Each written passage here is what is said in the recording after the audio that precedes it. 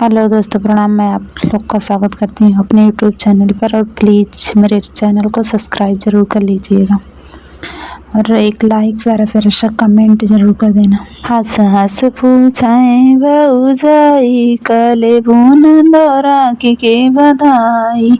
हंस हंस के पूछें भौजाई, कले बुन दौरा के बधाई। राखी के बधाई हो, राखी के बधाई। हंस हंस के पूछें भौजाई, काले बुनन दो राखी के बधाई। सनवा तुले बुनन दो चदिया कलेबू, सनवा काले बुनन दो चदिया की लेबू।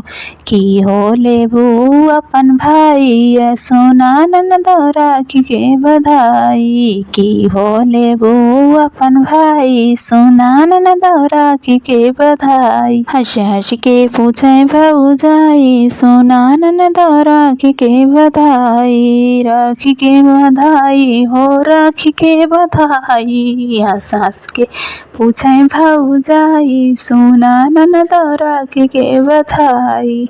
हंस हंस के पूछे भौजाई, काले बुनन दो राखी के बधाई। साड़ी ले ले बुनन दो सुटवा के लेबू, सड़िया काले बुनन दो सुटवा की लेबू।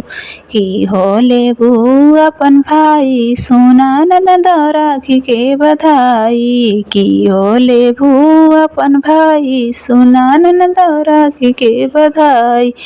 हंस हंस के पूछे भौजाई, सोना हो नन दो राखी के बधाई। हंस हंस के पूछे भौजाई, काले बुनन दो राखी के बधाई। राखी के बधाई हो, राखी के बधाई। हंस हंस के पूछे भौजाई, काले बुनन दो राखी के बधाई।